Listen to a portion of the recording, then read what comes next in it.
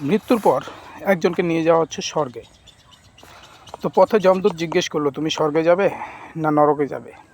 তো লোকটার উত্তর, আগে দেখান, তারপর আমি ডিসাইড করব। তো যম প্রথমে তাকে স্বর্গে নিয়ে গেল। স্বর্গের পরিস্থিতি, এখানে সুন্দর অপ্সরা নৃত্য করছে, সুন্দর ফুলের বাগান, চারপাশে কোথাও কোনো অশান্তি নেই, ক্যাচাল ঝগড়া নেই। সঙ্গে লোকজন একজন আরেকজনের শরীর ব্যথা হলে মালিশ করে দিচ্ছে, একজন আরেকজনের কথা শুনছে, কী সুন্দর পরিবেশ। এরপর নিয়ে গেল নরকে। নরকের পরিবেশ এর থেকেও আরও বেশি সুন্দর।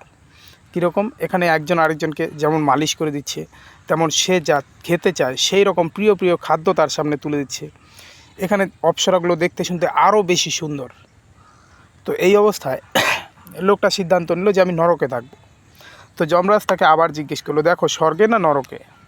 তো সে যখন দেখলো স্বর্গের থেকে নরকের পরিবেশটা আরও বেশি সুন্দর, একদম সিদ্ধান্ত করে নিল আমি নরকেই থাকবো, এটাই ফিক্সড। তো যমরাজ তাকে নরকের মধ্যে ছেড়ে দিল। তো যেই না যমরাজ ছেড়ে দিল, অমনি এখান থেকে কী সুন্দর যে পরিবেশগুলো ছিল, যে এখানে একজন আরেকজনকে খাইয়ে দিচ্ছে, সুন্দর সুন্দর মানে অপূর্ব সুন্দর পরীরা সব উধাও হয়ে গেল। এখানে চারপাশ থেকে শিকল তাকে বেড়ে ধরলো, আর শিকল বেড়ে ধরার সঙ্গে সঙ্গে তার কী হলো, শাস্তি শুরু হয়ে গেল। তো এখানে উনি বাঁচাও বাঁচাও, আমার সঙ্গে ধোঁকা হয়েছে, এরকম যমরাজকে ডেকে ডেকে বলছে। তো যমরাজ তখন বলল, দেখো তুমি এতক্ষণ ধরে যা কিছু দেখলে সব কিছু ছিল ট্রেইলার। বাস্তব জীবনের স্বর্গের চিত্র যা দেখেছো সেটাই ছিল, আর নরকের চিত্র তুমি যা দেখছো এটাই কিন্তু আছে, কিন্তু নরকেরটা তোমাকে ট্রেইলার দিয়ে দেখানো হয়েছে। তো আমাদের বাস্তব জীবনেও গতকালকে যারা যারা বিএম আয়ুর্বেদ অ্যান্ড মার্কেটিংয়ের সঙ্গে যুক্ত হয়েছেন দুইজন, আপনাদেরকে জানানো হচ্ছে সবার প্রথমে আপনাদের জন্মদিনের জন্য অনেক অনেক শুভেচ্ছা। কিন্তু আমাদের এইখানে বর্তমান যে পরিবেশ, শুরুতে আমাদের এই নরকের থেকেও ভয়াবহ পরিস্থিতি আসতে চলেছে। তো এইখানে আপনাদের মনোবল কী করে বাড়ানো যায়, আর বাস্তবে কী করে আপনারা টিকে থাকবেন, তো আপনাদের জন্য আজকের গল্প রামায়ণ থেকে। আমাদের জীবনের শুরুতে রামায়ণ আমাদের বাস্তব জীবনে কী করে কাজে আসে, এই বিষয়ে আমরা একটু আলোচনা করব। রামায়ণ মহাভারত দুইটা হচ্ছে আমাদের মহাকাব্য। আমাদের হিন্দু, মুসলমান, জৈন, খ্রিস্টান, আপনি যে ধর্মের যে জাতিরই হন, এই রামায়ণ মহাভারত আর গীতার সারাংশ যদি আপনার অন্তরে আসে, তবে আপনি অবশ্যই ধার্মিক হয়ে যাবেন। আপনার মধ্যে মনে কোনো কুটিলতা জটিলতা থাকবে না। তো সেই রামায়ণের আজকের প্রথম রামায়ণ বলতে, রামায়ণে করতে গেলে বা রামায়ণ শুনতে গেলে একটা সময় আমাদের ছোটোবেলায় রামায়ণ কিন্তু আমরা পেতাম। রামায়ণ কীভাবে পেতাম? ছোটোবেলায় এখানে বিভিন্ন যাত্রা অনুষ্ঠান, বিভিন্ন দল করে রামায়ণ হতো, যেটা আমাদের ছোটোবেলায় বাস্তবে চোখের সামনে দেখতে পেয়েছি। কিন্তু এখন বর্তমানে রামায়ণ মহাভারত আগের মতো সেইভাবে আর দেখা যায় না আমাদের আশেপাশে, কিন্তু টিভিতে রামায়ণ মহাভারত হচ্ছে। এই রামায়ণ মহাভারত প্রতিদিন চলছে। এই রামায়ণ মহাভারত কীর্তনের মধ্য দিয়ে থেকে শুরু করে যে কোনো জায়গায় যে কোনোভাবে লোকজন রামায়ণ মহাভারতের চরিত্র বা কাহিনী জানে না, মুখস্থ হয়নি, এমন লোকজন আমাদের ভারতবর্ষে আছে বলতে খুঁজে পাওয়া খুব দুঃসাধ্য, যে এই ঘটনাগুলো জানে না। কিন্তু আজকে সেই রামায়ণের থেকে কিছু কিছু চরিত্র একটু আলাদা দৃষ্টিভঙ্গি দিয়ে বিএম আয়ুর্বেদ অ্যান্ড মার্কেটিংয়ের পক্ষ থেকে আপনাদের সঙ্গে আলোচনা করব। তো রামায়ণের মধ্যে ছিল রামচন্দ্র। রামায়ণে রামচন্দ্রের সঙ্গে অন্যান্য অনেক চরিত্র ছিল। ছিল হনুমান। এই রামচন্দ্র আর হনুমান এই দুইজনই ছিল রামায়ণের মূল কাহিনী। এই মূল কাহিনীর মাঝখানে রামচন্দ্রের নাম মর্যাদা পুরুষোত্তম রাম। এই মর্যাদা পুরুষোত্তম রাম নামটা অর্জন করা খুব একটা সহজ ব্যাপার ছিল না কোনো সময়। এই মর্যাদা পুরুষোত্তম রাম হতে গেলে আপনার কি কি চাই? 6টা জিনিস লাগবে। আমাদের এই দুনিয়াতেও যত ট্রেনিং হয়, যত লোককে বোঝায়, এখানে 6টা জিনিস আমাদের মূল প্রয়োজন হয়। এই 6টা জিনিস কি কি? সবার প্রথম আপনার একটা চরিত্রের প্রয়োজন আছে, আপনার ক্যারিয়ারের প্রয়োজন আছে। আপনার যদি ক্যারিয়ার না থাকে, চরিত্র না থাকে, তাহলে আপনার থাকা না থাকা দুটাই সমান। এই চরিত্র আবার যদি আপনার পরিবার ভালো না হয়, তবে এই চরিত্র থেকেও কোনো লাভ হয় না। আপনার পরিবারের সাপোর্ট, আপনার মা বাবার সঙ্গে ভালো ব্যবহার, আপনার বাড়িতে সবসময় থাকা শান্তি, এটা কিন্তু দুইয়ে বিশেষ প্রয়োজন। এই চরিত্র বা ক্যারিয়ার পরিবার এই দুটো ব্যর্থ হয়ে যায় যদি আপনার নিজের শরীরটা সুস্থ না থাকে। আপনি যদি রোগে ভোগেন তবে আপনার এই চরিত্র, পরিবার যাই কিছু থাক, আপনার মধ্যে কিন্তু এই দুটোর কোনোটাই প্রভাব ফেলতে পারবে না। এই চরিত্র, পরিবার আর সুস্থ শরীর, এই তিনের সঙ্গে যদি সমাজে আপনার একটা সুনাম না থাকে, যদি সমাজের লোক আপনাকে দাম না দেয়, যা আপনার আশেপাশের লোকজন আপনাকে সম্মান না দেয়, তবে এই তিনটা জিনিস কিন্তু আপনার একদম ব্যর্থ হয়ে যায়। তো আশেপাশের সম্মানের সঙ্গে আপনার মধ্যে যদি মানসিক শান্তি না থাকে, মানসিক শক্তি না থাকে যে আমি লোকজনের ভালো করতে পারবো, এই জন্যই লোকজন আমার সম্মান করছে, এই মানসিক শক্তি প্রয়োজন আছে। যদি এই মানসিক শক্তি আপনার না থাকে তবে আপনি এই চারটা জিনিসকে আগের বজায় রাখতে পারবেন না। এই মানসিক শক্তির সঙ্গে 6 নম্বরে যেটা আসবে, ভগবানের ইচ্ছা। আমি ভগবানকে মানি, সঙ্গে আশা রাখবো যে আপনারাও সকলেই মানেন। ভগবানের ইচ্ছা ছাড়া একটা গাছের পাতাও নড়তে পারে না। সেই ভগবান আমাদের সঙ্গে সবসময় আছে, থাকবে। এই ইচ্ছাটা আপনার মনের মধ্যে সবসময় রাখতে হবে। এই 6টা জিনিস যদি আপনার মধ্যে সঠিকভাবে থাকে তবে আপনিও মর্যাদা পুরুষোত্তম রামের জায়গা নিতে পারবেন। সেই সঙ্গে আসছে হনুমানের গল্প। হনুমান কাম, ক্রোধ, লোভ, মোহ, মদ, মাৎসর্য এই 6টার হনন করতে পেরেছেন, তাই তার নাম হচ্ছে হনুমান।